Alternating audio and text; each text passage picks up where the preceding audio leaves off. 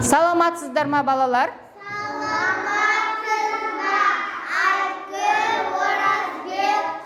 Қазір қандай сабақ? Сауат ашу негіздері.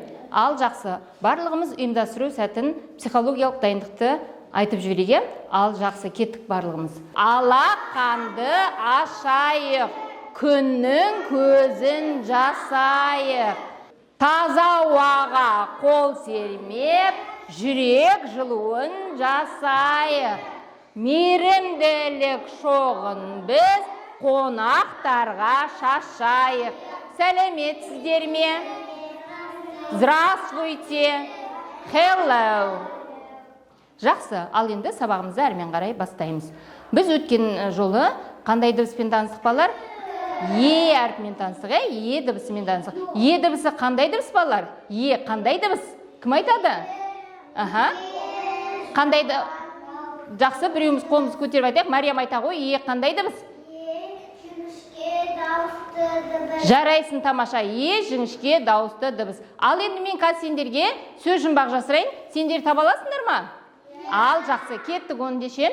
Аспанда ала доп, жарқырайды, жарық боп. Дұрыс айтасыңдар. Күн. Күн дегенде қандай әріп кездестір балалар? К әрпінен басталып тұр. Жақсы. Еркін самғап ұшсын деп, мәпелейміз, баптаймыз.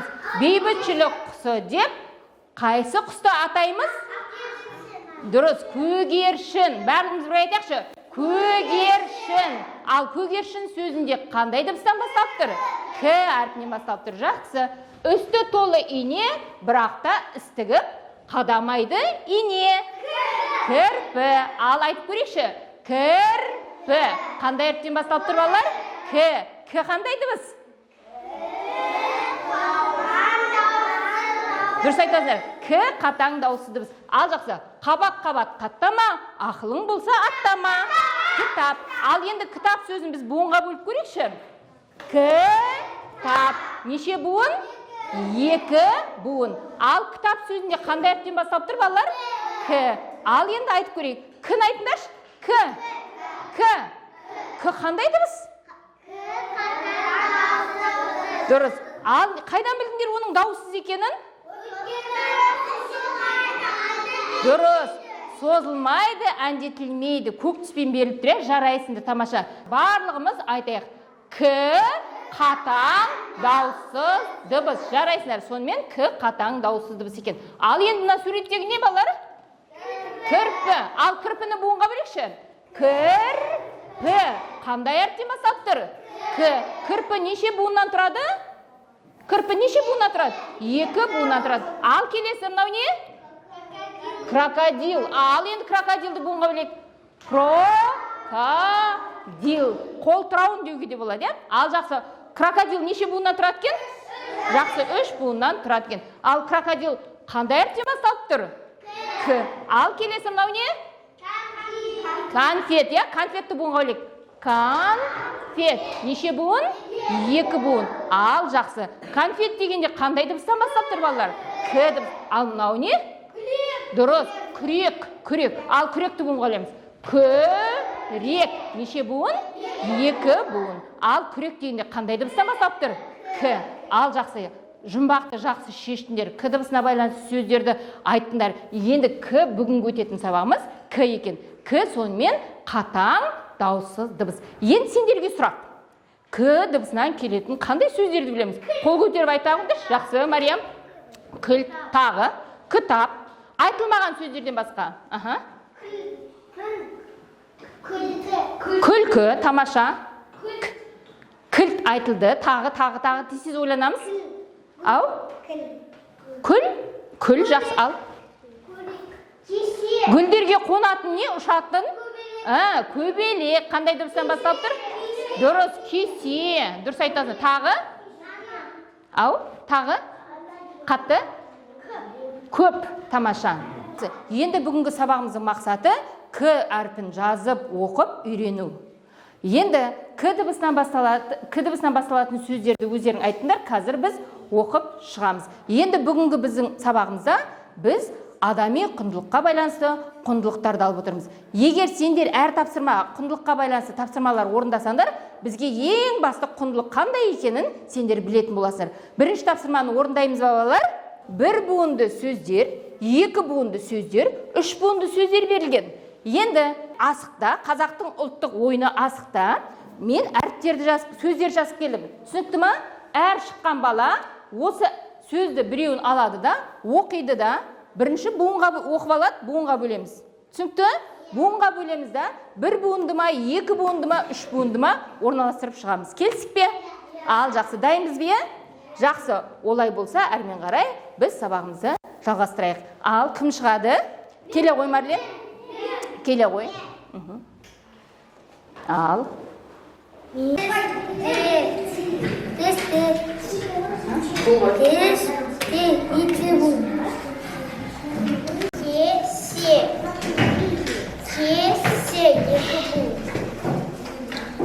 Ал балалар, жарайсыңдар, тамаша, сендер бұл ойынды жақсылап ойнап шықтыңдар. Бір буынды сөздерді бір буынға, екі буындық сөздерді екі буынға, үш буындық сөздерді үш буынға жинадыңдар. Кіге байланысты жақсы сөздер айттыңдар. Жарайсыңдар, тамаша. Сендер енді бір құндылықты білдіңдер. Ең бірінші адамның бойындағы құндылық әдептілік белгісі иіліп сәлем бергені. Міне, ең басты адамға қажетті құндылық иіліп сәлем беру, бір-бірімен амандасу екен. Ал енді келесі тапсырмамызға көшейік. Енді к дыбысын көркем етіп жазамыз. Дайынбыз ба?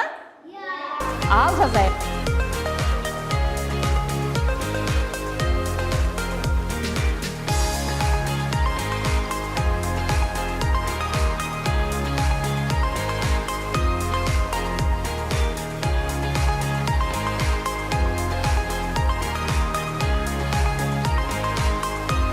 Жақсы, к дыбысының бас әрпі мен кіші әрпін әдемілеп жазып үйрендіңдер. Ал енді екінші құндылығымыз біз сіз деген әдеп, біз деген көмек. Әрқашанда біз үлкен кісілерге көмектесуіміз керек. Біздің ең басты құндылығымыз. Ал енді келесі тапсырмаға көшейік. Мен сендердің алдарыңа кебеже деген сөз бердім. Сол сөзді, бұл сөзде неше дыбыс, неше әріп, неше буын бар екен жазамыз. Және кебеже сөзінің астына әр дыбысты өзінің белгісімен белгілейміз. Дауыссыз дыбысты қандай түске бояймыз, балалар? Дауыссыз дыбысты. Дауыссыз дыбысты көк түске, ал дауысты дыбысты қызыл түске дайындаймыз. Қаламыз дайын ба? Ал жұмысқа кірісейік.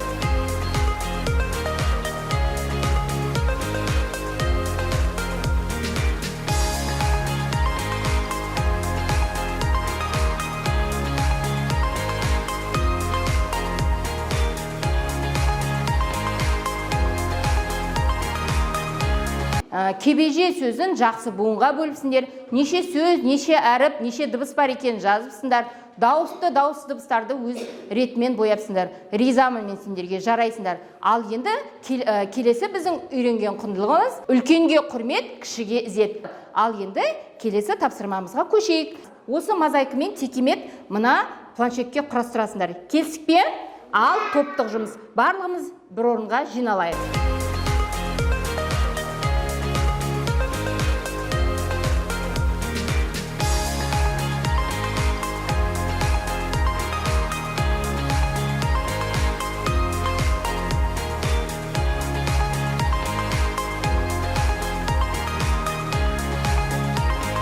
Жарайсыңдар балалар, сендер бірнеше құндылықты бойларыңа игердіңдер. Сендер жақсы адам ай мен күндей, әлемге бірдей балаларсыңдар. Ал жарайсыңдар. Енді сабағымызды қорытындылайық. Кері байланысымызға көшейік. Ал енді бүгін қандай дыбыспен таныстық балалар? К дыбысымен. К дыбысы қандай дыбыс?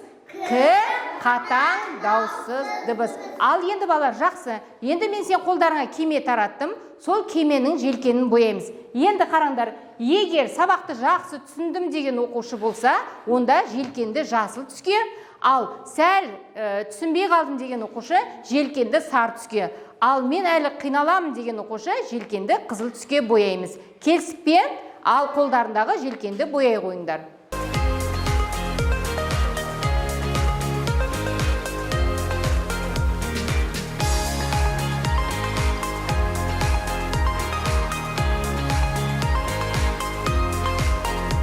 Егер жақсы түсіндім деген бала болса, жасыл желкенді білім теңізіне жапсырасыңдар, ал әлде де қиналам деген бала теңіздің шетінде қаламыз. Теңізде шетінде қалған баламен келесі жолы қосымша жұмыстар жүргіземіз. Ал келе қойыңдар, жапсыра қойыңдар.